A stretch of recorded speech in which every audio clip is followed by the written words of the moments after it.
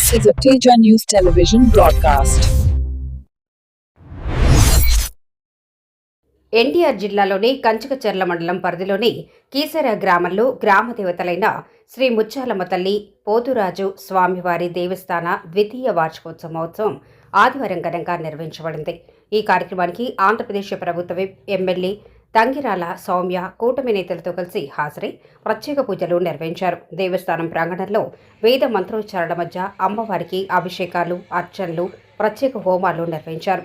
ఈ సందర్భంగా ఆలయ కమిటీ సభ్యులు ఎమ్మెల్యేకు శాల్వతో సత్కరించి ఆశీర్వాదాలు అందించారు. అనంతరం ఎమ్మెల్యే మాట్లాడుతూ గ్రామ దేవతల ఆశీస్సులతో కీసర గ్రామం మరింత అభివృద్ధి పదంలో ముందుకు సాగాలని ఆకాంక్షించారు.